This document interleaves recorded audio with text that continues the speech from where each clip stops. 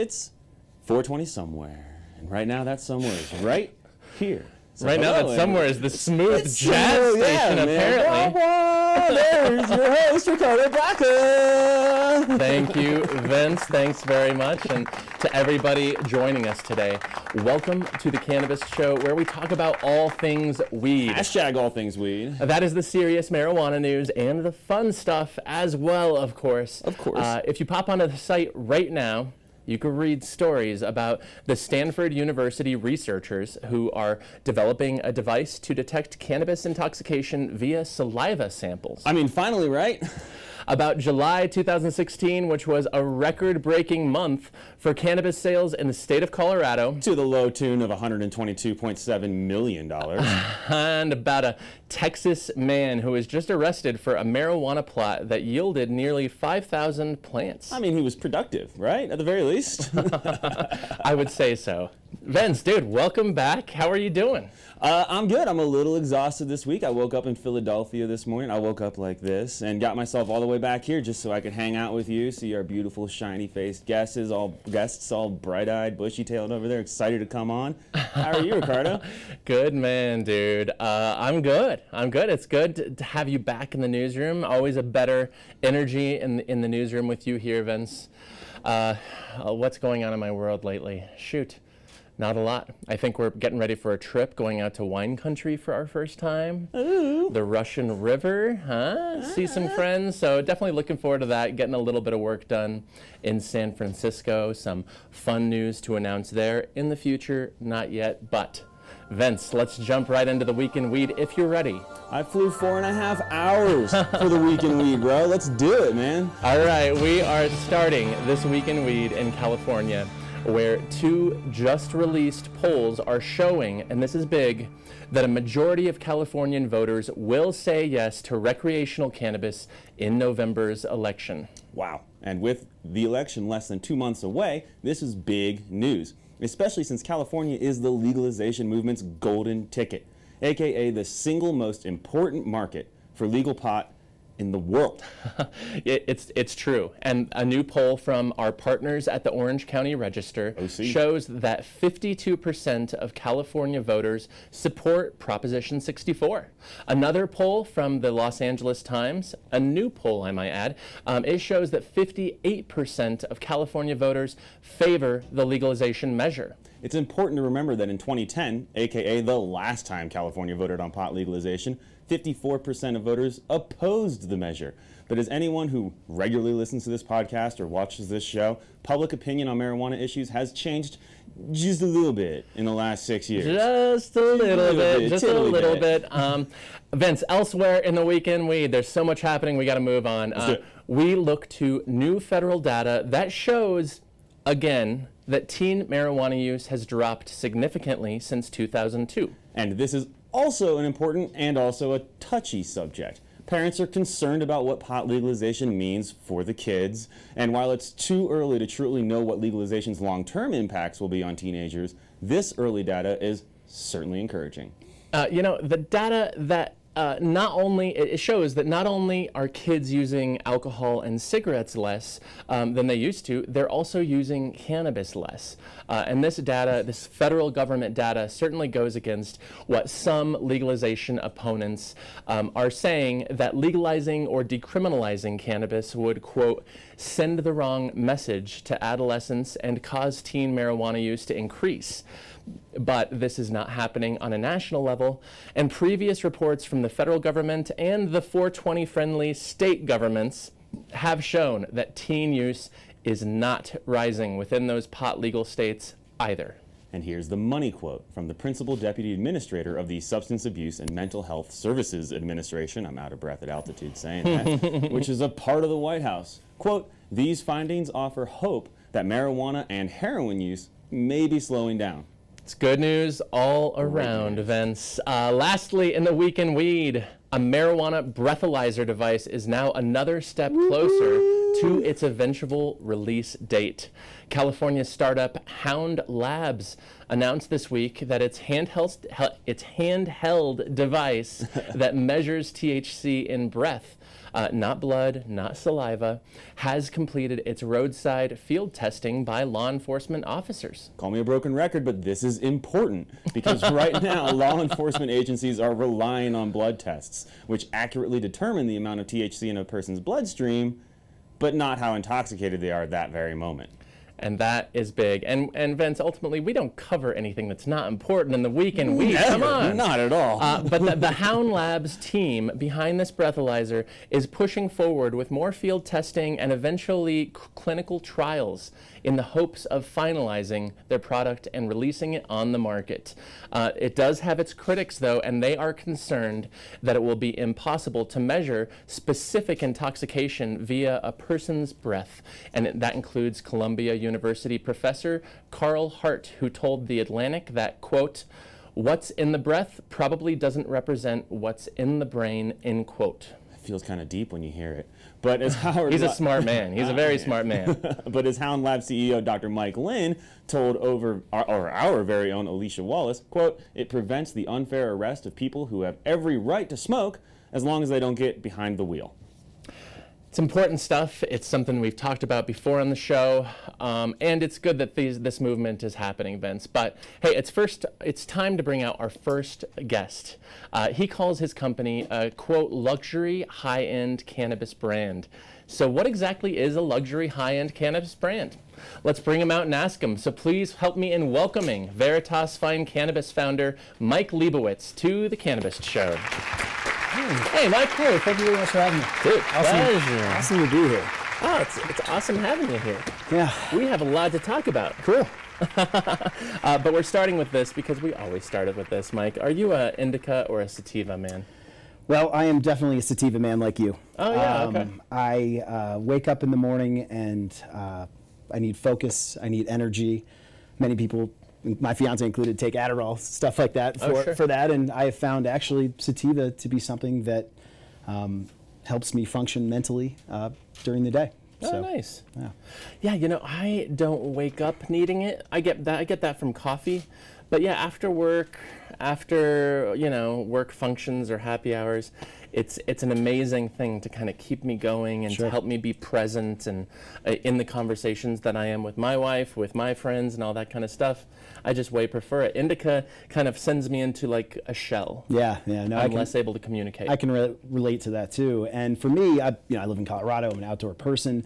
If I want to go for a run or take a hike and I don't have the energy, I mean, there's certain strains I know that will just give me that boost of jolt that I need to, And thank goodness for it, right? Thank goodness for it, absolutely. All right, let's talk Veritas Fine Cannabis.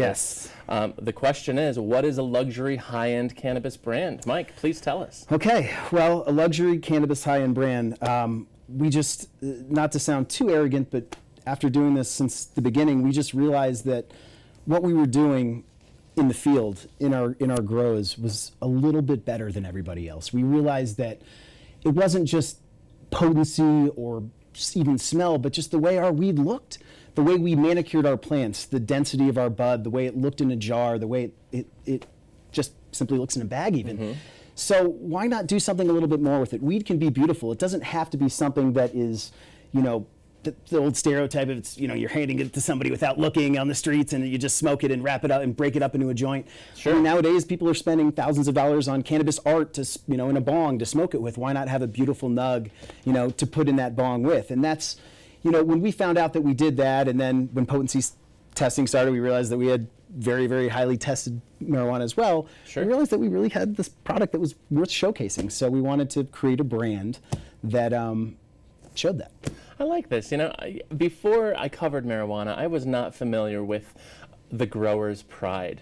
And this really rivals the pride that parents feel for their children. I mean, talking to growers who are passionate, which a majority of you guys are, you guys think that you're growing the best and everybody's passionate about it, and I like hearing this. It's a lot of work. I mean, here's what we like to say. It's really easy to grow weed. I mean, there's millions of square feet of warehouses in Denver alone. Sure. But it's really hard to grow good weed.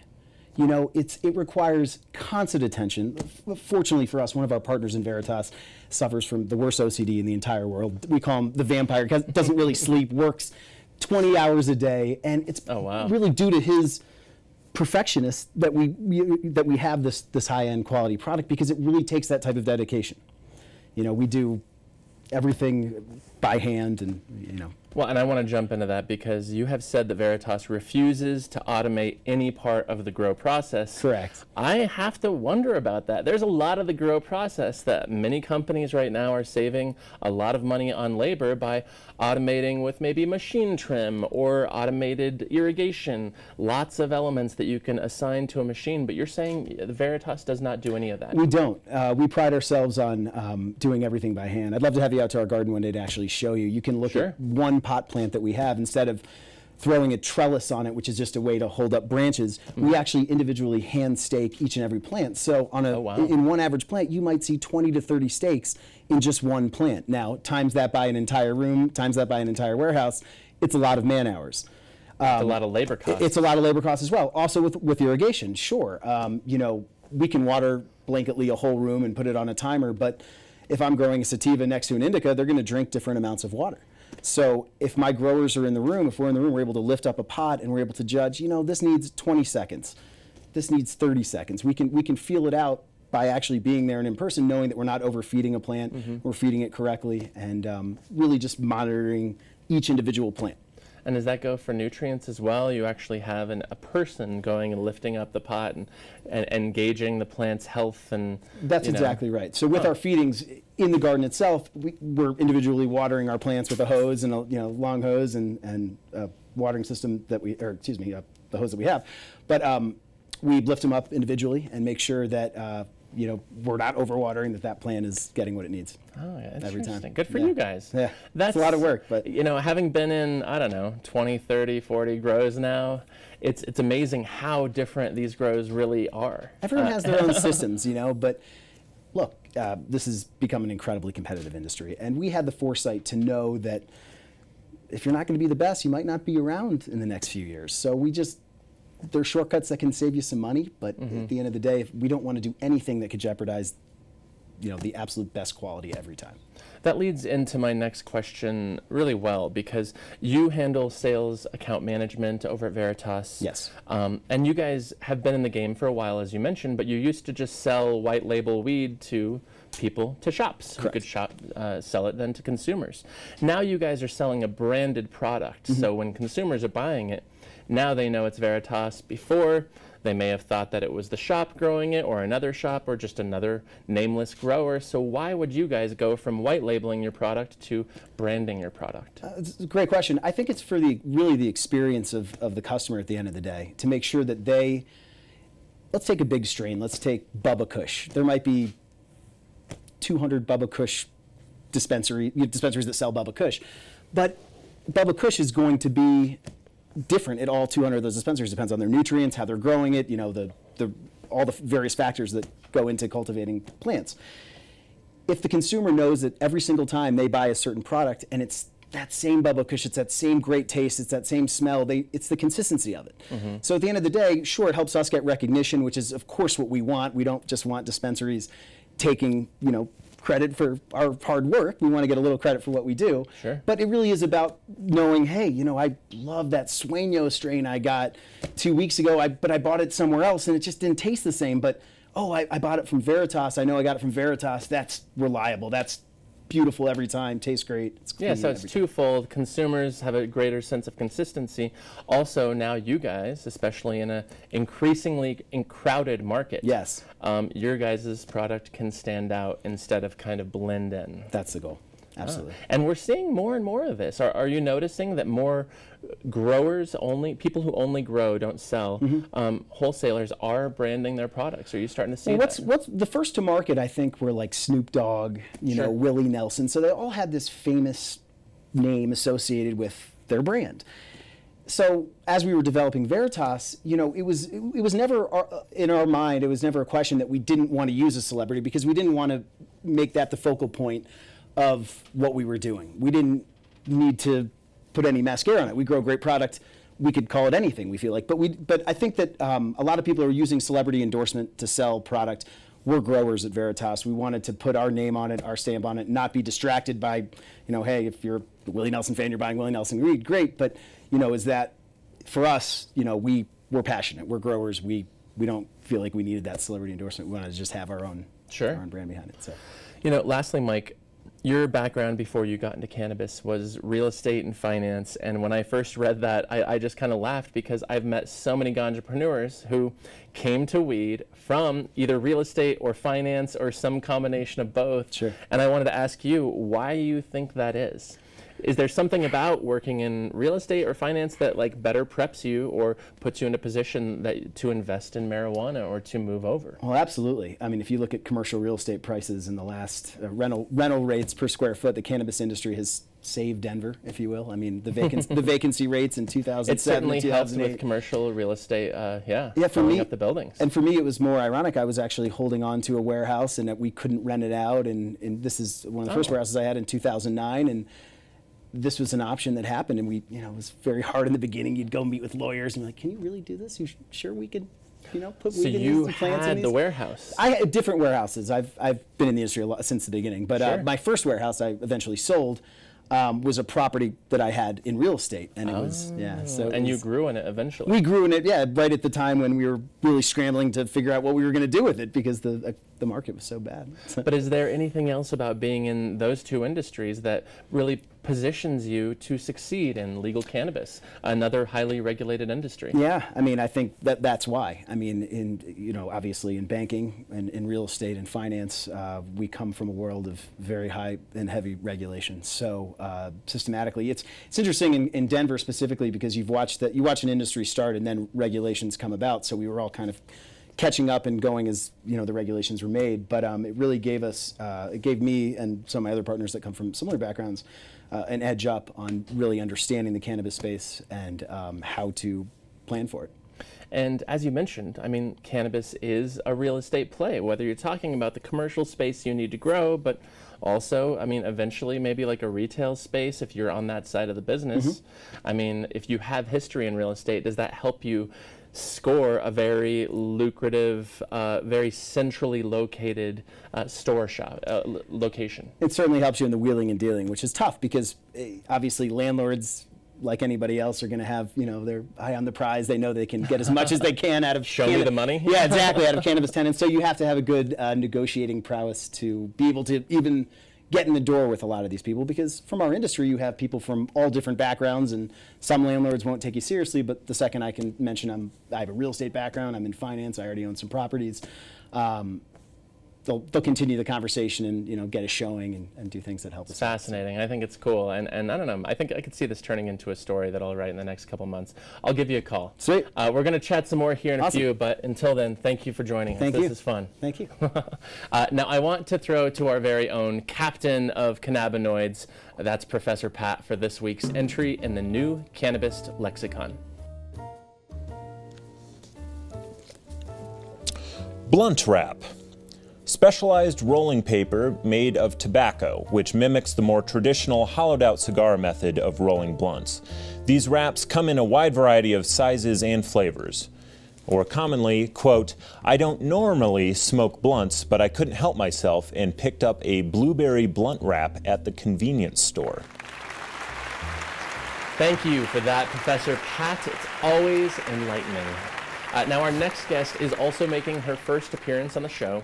She's a friend of mine and also a competitor, but it's my pleasure to welcome Westword journalist Lindsey Bartlett to the Cannabist Show.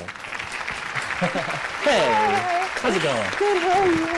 Oh, great. Hi, how's it going? How are you? Got some fun, intelligent people on the show. We're talking about things close to my heart today. I'm so glad to be here behind enemy lines. Oh, I know, yeah. Obviously, there's a lot of venom between us in this this whole thing. Lindsey, sativa, indica, where do you fall on the spectrum? Wow, it's a tough question. It's a loaded question. It is? I don't have a type. I like both. Yeah. You like both? Really hard for me to choose between them. I see positives in both.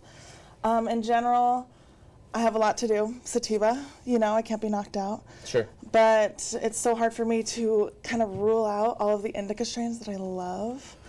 Is it more situational for you? Like, Totally. If I'm here, I want this. If I'm here. Is it ever interchangeable, though? Like, hey, it doesn't matter. I'll take whatever's on my shelf. I mean, yeah, at this point I could wake up and smoke anything, but I probably shouldn't. Yeah, sure. I'm just a pro. Professional, yes. You do this professionally. I understand this. So does Mike. Absolutely. All right. Well, that's interesting. I like it, and it's interesting too how this is becoming a more intentional conversation, right? It's like beforehand we didn't necessarily know what we were buying. Talking to our friends in New York, you know, we're gonna publish a piece on High Maintenance's debut on HBO tomorrow morning. It'll be up on the site by the time the show is live. But you know, you're getting your weed delivered by a delivery guy in New York City. You don't know what you're getting in most of those cases, even though there's always a name attached to it. But we all know that name doesn't have carry a lot of weight. But now there's an intention to what we're smoking, what we're vaporizing, and that's one of the benefits of a legal regulated market. Moving on, you are a journalist, also here covering cannabis, and when you look at the culture, the news, the industry, everything happening here and elsewhere, I want to know what's the one thing that's happening right now that excites you the most? It doesn't have to be here in Colorado, it could be elsewhere. It's honestly, there's so many fantastic things coming from Colorado. I'm probably going to focus here. Sure. I'm really excited about the social use initiative. Oh, sure. I've kind of felt like that was one piece of the puzzle that Denver was missing. I mean, for the last few years, just seeing how the laws have been transforming, and that's still one piece that it's like, that's the reason that a lot of people are smoking on buses, smoking in, or making, you know, bed and breakfast kind of hotels. Sure. Because they feel like they get here and they buy it, and then they're kind of like pushed out into the street. It's like, okay, now where do we go?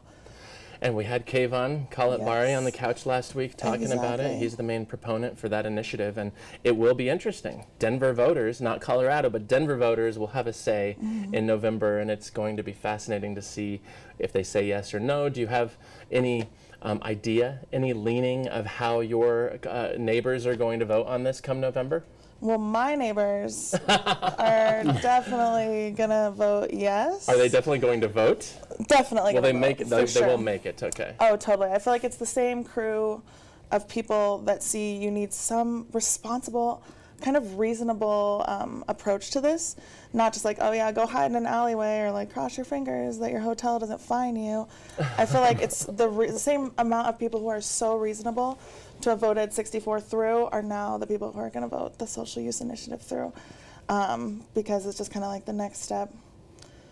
Well, we're going to talk a little bit about social use later in another part of the world. I can't give away too much because it might be a part of the pot quiz. But let's move on to your other beat, because this is one of the reasons I wanted to have you on the show. You write about weed, but you also write about street art. And, you know, whether we're talking about exit through the gift shop, or you know, the explosion of, you know, graffiti and street art throughout Rhino in Denver, one of the neighborhoods here. You know, this new movement is exciting, it's of the moment, it's impermanent, and you're out there chronicling it with your photography and your journalism, talking to these artists. I think it's important what you're doing, but why are you doing it? Why do you think it's important that you're out there chronicling this movement and this scene in Denver right now? That is such a great question. I love street art. I've always been just so drawn to maybe the fact that the walls don't have to be gray, that every single building is a construct. So every place could technically be completely decked out in art if we wanted to. Every city could be Disneyland, but we've chosen to make them gray. And so a place like Rhino, you're walking down the street in this beautiful, you know, always had been an artist hub, not always was a safe neighborhood. And now it is like the entire place is completely decked out. An amazing national, also local artists. To kind of, you know, document something that could not be there tomorrow. You really don't know what's going to happen. You don't know, the world will do with that mural what it will, you know? Sure, right. So someone could go up and tag it, or it could rain and those colors won't be the same. Or so there's just kind of like this photography obsession with capturing a moment, and that street art, it becomes even more important. The meaning goes even deeper because that moment, I mean, you know, like for Colorado Crush going on right now, they repaint the same canvas walls in River North. Right now it's gotten to as big as 10 blocks. Oh, cool. I mean, it had started small in the graffiti community and just grown and grown. And those, you know, really coveted canvases are going to be repainted every year.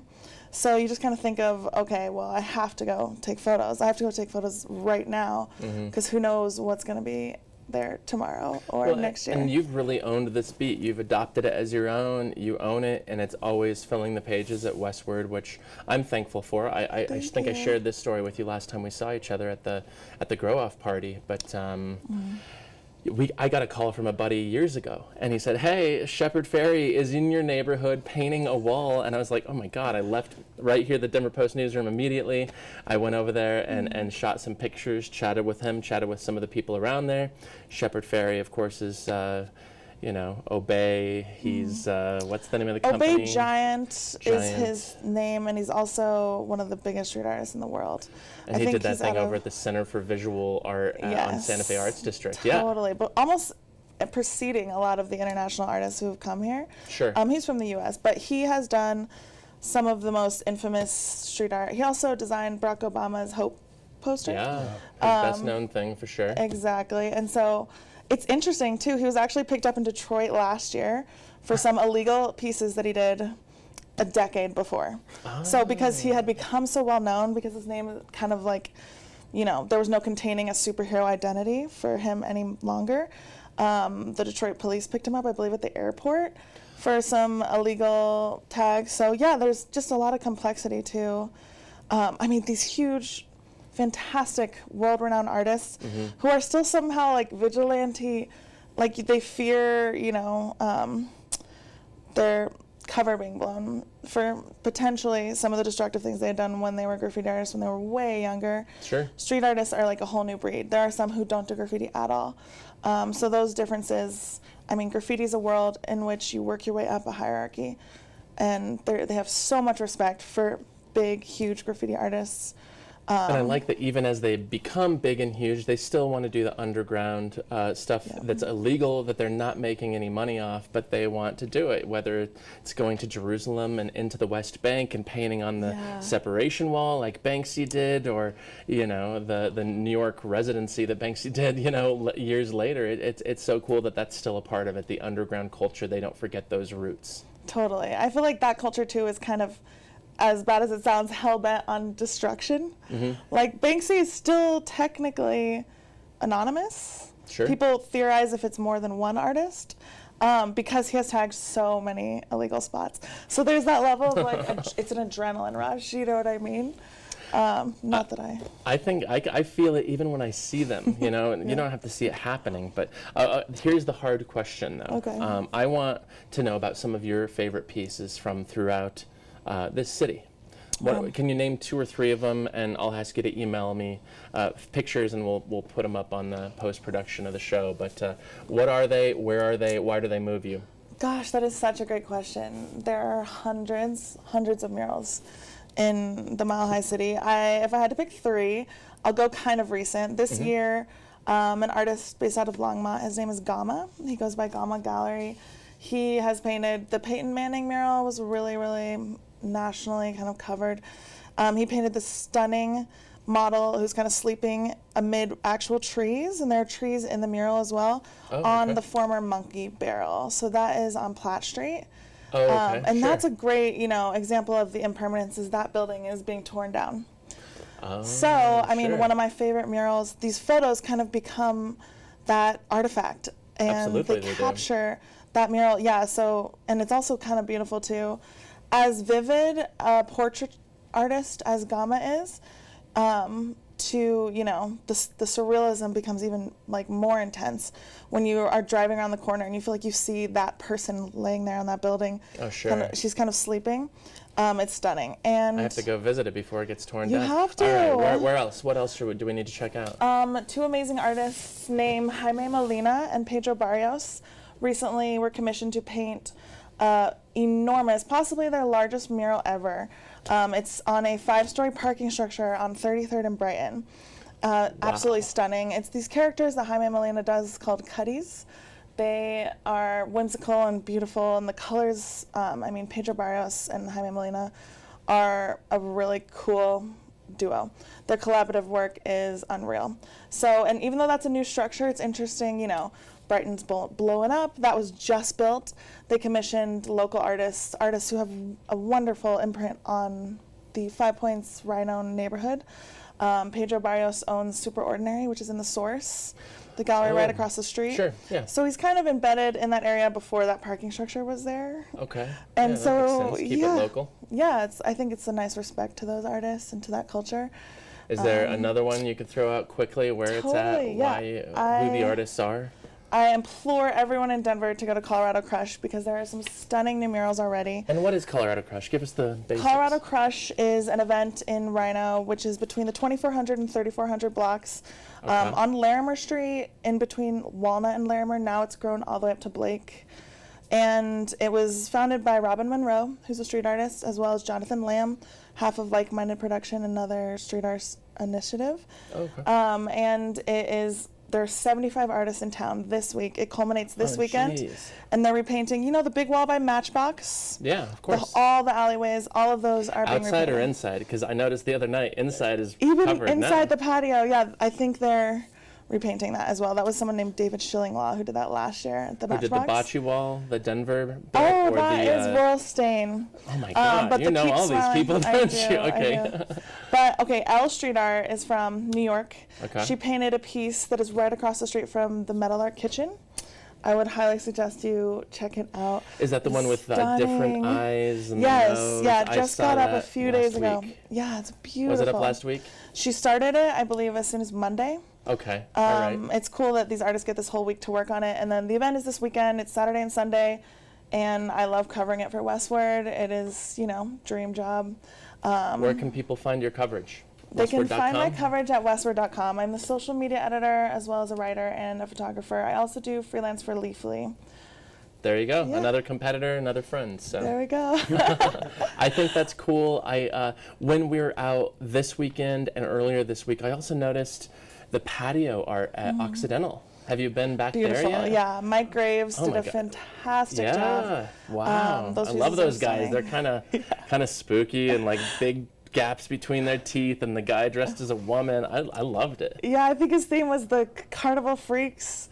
Was that what it was? Yeah, Okay. he did fantastic. Mike Roan is his name on Instagram. Mike Graves is his name. He did fantastic kind of variants of his characters. Same with Jaime Molina. He has these characters that you'll see all over town. He has them on the wall of Crema.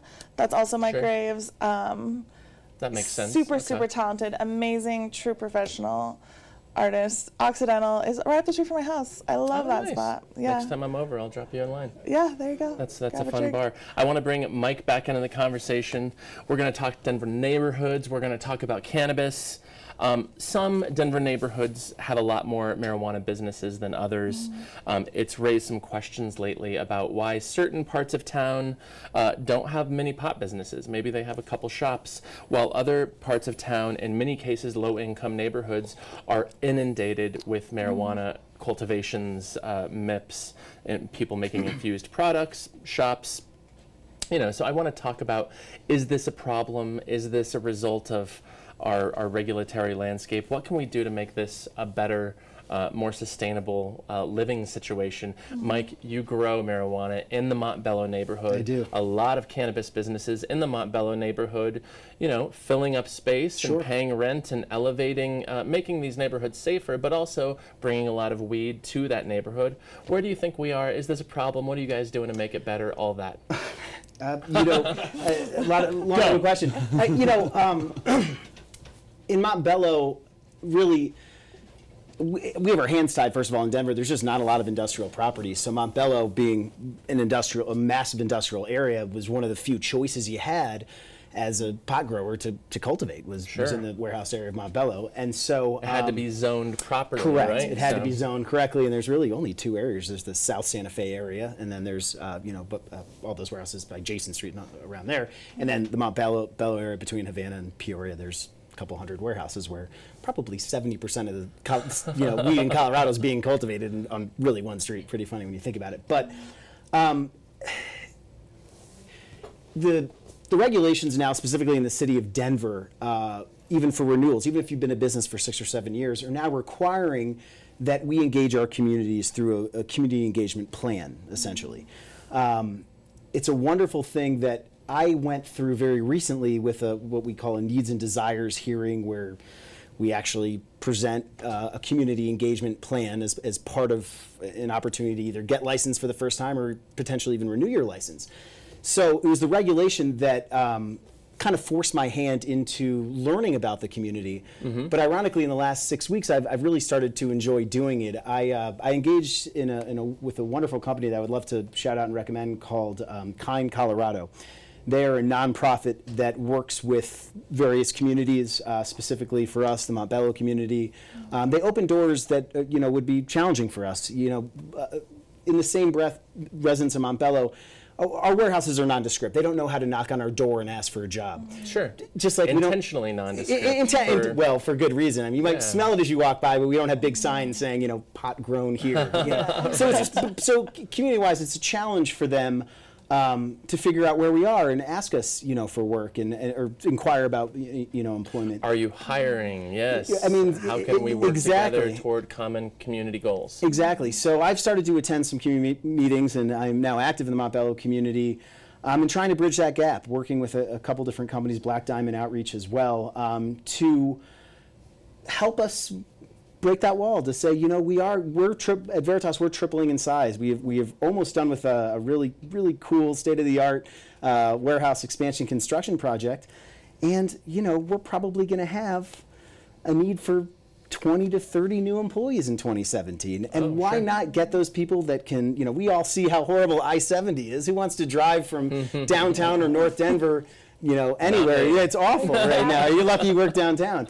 But, out east where we are in Montbello, why not, get people that can walk to work, that are in the community, to help us, with our cultivation. I mean, we have so much opportunity for that. So, long story short, the opportunity to be more involved in the community, to have companies that help us, put us at the same table and go to job fairs and really figure out, how we can, at best, bring people in for interviews, and we have some phenomenal positions coming up within our company. So I'm curious, what kind of reaction are you getting from the neighborhood and the community? Do they want to be involved? Absolutely. I mean, unfortunately, it's hard. It was hard at first. I mean, there's a lot of stigma. I mean, there's a lot of people in prison in those communities for marijuana offenses still. Sure. So it's a hard. There's a lot of stigma. There's a lot of unknown about our industry, just because they don't know us. They don't really, they maybe think we're all multimillionaires and we're all just killing it and life is amazing. But we struggle with all the normal, things of normal careers and jobs that we have. So I think that it all starts with education. It all starts with sitting at a table together, them understanding our business, us understanding, like the hearing is called, the needs and desires hearing. What is the need of the community? What is the desire of the community? How is a responsible business owner? I'm 36. I plan to be in the cannabis industry, God willing, forever. Hopefully, it's always around, right? It's still a very new industry. Why not be, try to be as great as you can to the community that we're working in, and we've seen the uptick in Montbello. I mean, our street alone. I mean, almost every warehouse is a cannabis cultivation warehouse, but you go to the local restaurants, they're full of badged employees, and you're seeing got that. The badges around the neck, and it's filling up what used to be empty real estate. That's right. The economic impact of you and your crew filling up on gas, buying groceries, going to local restaurants. It's legitimate. It's not going unnoticed by civic leaders. It's undeniable. That's right. It's a breath of fresh air to hear how involved you are with the community, too.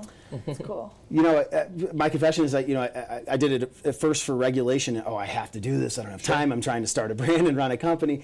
But once you actually get engaged, it's contagious. You really legitimately, okay, this is really cool. I'd love to help you guys out. And we're participating a little bit in the 50th anniversary, the Montbello 50th anniversary.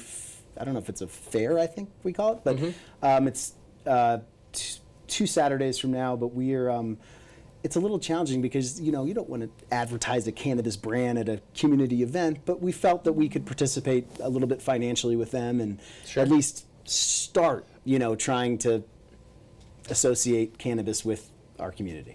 And you also have to be careful when advertising in this new industry, of course. Absolutely. Lindsey, you've obviously been observing this, reporting on this. Where do you see this issue? Do you think it's a problem? Do you think it's a result of regulations and zoning restrictions? Where are you at on it?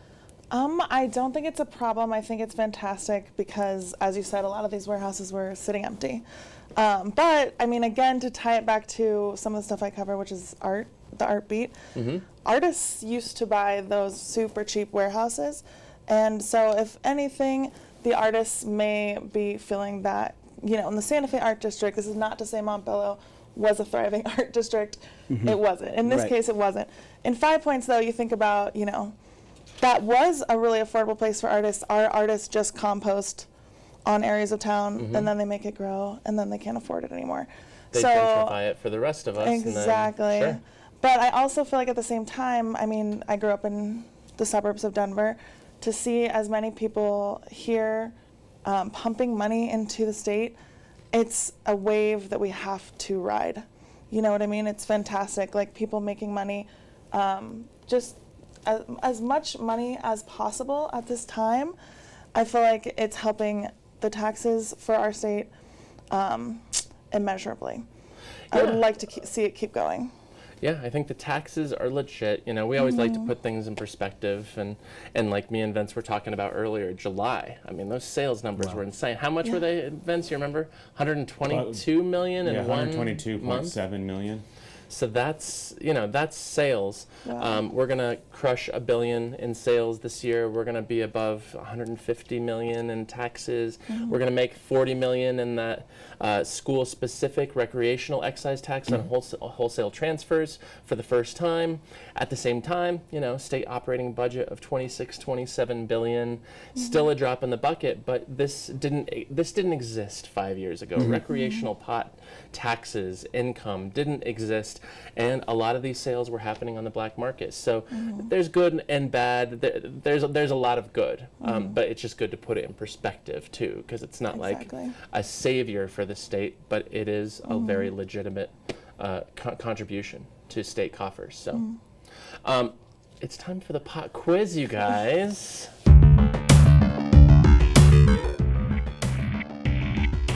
Are you guys ready? This is how it works. It's a very basic quiz, pot current events. Mike, we're starting with you. Okay. If you get the answer wrong, Lindsay can steal the point. Oh, shit. Vice versa. All right, it's on. Let's do it. It's on. Let's start with you. Are you ready, Mike? I'm ready. Okay. What 420 unfriendly state? Prosecutors are becoming increasingly more lenient regarding minor marijuana offenses, according to a recent newspaper investigation. So this is a 420 unfriendly state. Wow. And the state's prosecutors are suddenly prosecuting less for I minor hope it's weed infractions. Nebraska or Oklahoma, but I because of obviously the attention they have to the newspaper. I'm going to guess Nebraska. But Nebraska. They are a 420 unfriendly state, but they are not the one we're looking for. Damn well, good. I have another reason to hate Nebraska then. All right, cool. Lindsay for the steal. Is it Texas? Oh, wow, it is Texas. Oh, cool. Good work. Impressive. All right. The investigation was done by the Austin American-Statesman, great newspaper, Cool. and they found in Texas's 5 largest counties that prosecutors are just not they're dismissing more and more marijuana cases involving small possession charges. Awesome. Wow, So- Texas. Never thought I'd see the day. I know. Well, the state legislature was talking all about legalization. You would guess they'd go last last. year. You know, Texas would be the last state to probably Just hold on to it as long allow as it. So that's great. Oh man, we realized, we've been realizing over the last couple months, we have a very healthy, involved, active viewership, listenership, and readership coming out of Texas, and those numbers are just skyrocketing for us right now. So if you're watching this show out of Texas, props. Tell your friends, come to the Cannabist. I just hired a new Texas correspondent reporting out of Austin. More on that very soon. Lindsay, awesome. are you ready for your first question? I Now that think you've so. stole Mike's point. I know, Yeah, my right? confidence is a Killing it. little high. What U.S. state this week announced plans that, if approved, would allow hospital patients to consume medical marijuana inside the hospital? Oh my gosh, I don't know if I heard this. It sounds like an East Coast thing. Is that weird to say? Is it New York? I am not, well, New York is a good guess, but Okay. no, it is not New Shit. York. pass it Mike on to for the you. steal. I have a horrible answer. I know I'm wrong, but I know there's something about it medically. So can I guess Utah? That Utah's. You can guess. I can guess whatever Utah. You want. I think it's a horrible guess because it's Utah. But for some reason I just know that they're starting to allow medical, CBD use. They're figuring it out. They're figuring it out. But this I'm curious for the state, answer. California. Oh, that was my second guess. It's a hospital in Marin, across the bay from San Francisco. Well, that's very cool. Cool. And yeah, interesting times. It hasn't been approved. I think it needs to be approved by the hospital board, but it's been proposed. People are feeling good about it. No smoking, but edibles and oils and all that kind of stuff. That's possibilities. So moving forward. a big deal. Mike, this is your question. Canada just approved a pharmaceutical grade prescription of what illicit substance? This is in the last week. Heroin. Heroin is the correct answer. Oh, yes. wow, For good one. specific certain patients who are addicts who aren't responding to other treatments, they will have access to this through a Trudeau-approved regulation now. He's quite the cowboy, huh? Wow, right? Jeez. I mean, He is He's a a cowboy. badass. He's a badass. He's awesome, I Isn't- guess. Isn't that just called Oxy? Isn't government heroin just called Oxycontin? Right? Well, Let's not go mincing words. It's like potato. that's a good point. Hardcore opioid addiction is up, as is heroin addiction. But I know that in Europe, certain countries have tried this. Netherlands has a very progressive drug policy, including some sort of legal heroin, a post-methadone kind of project that has seen some successes. I have some friends, oddly, who are doctors in Netherlands, and we've talked a lot about it. So, good work. Nice. We have At least I got one. We're tied now, right? We have Yeah, a we're neck 1-1 and neck. Wow, tie. this is suspenseful. Going into the last question, which is going first to you. Okay. Good luck. Name the Alaska city that will soon vote on marijuana cafes within city limits. I was literally just in Alaska. You were. I saw on your Facebook. I was. Looks beautiful. Oh my gosh, they were talking about it in Sarah Palin's hometown. They were talking about it outside of Mount Denali. Is it? But I want to guess Anchorage. Anchorage is the wrong answer. No. But, it's a good guess. They're all talking about it, but these where is it people are actually soon happening? voting. Mike for the steal. I think I can name one other city in Alaska. You need to work on your geography. My Alaskan geography. And she already still anchored, so that leaves me one. Juneau? No. It's a small one, right? Fairbanks. Oh, I do know. okay. I've heard of it. Yeah, I don't know much about They're Fairbanks. talking about it all over Alaska. Apparently, that's not the only place they want shops by the end of this year. They might get public consumption figured out before we do. A lot of people might, depending on how November goes. But yeah, certainly Alaska, it's written into the law that they might have some sort of on-site consumption within the shops, which would be a very unique platform that I don't think is legal anywhere. So that could be a first of its kind thing. And I know in Colorado we've talked about tasting rooms. We'll see where it goes. Time to go to Alaska. I think it's always time to go to Alaska. Yeah, and having just gotten back, I'm sure It was you'd agree. fantastic. It was so beautiful. Mike, Lindsey, thank you guys both Thank for joining me you. on the So couch. Had a fantastic. total blast. Thank you so much for having us. I want to thank my guests, Mike Leibowitz and Lindsey Bartlett, but most importantly, thank you for you all watching, listening, reading. Please bookmark thecannabist.co. We are updating it every day, every hour for you. Leave us the reviews on iTunes. Those mean a lot to producer Vince. He just loves it. do. I'm Ricardo Baca, joined by producer Vince, the rest of the crew. Have a great day, everyone. We will see you next week. I'm allowed to lose, I choose to win, I'm all in, I'm calling any posse you'll be raising at the end, I say it again, ain't afraid to get in, I be going for the jackpot with aces in my hand, I'm raw.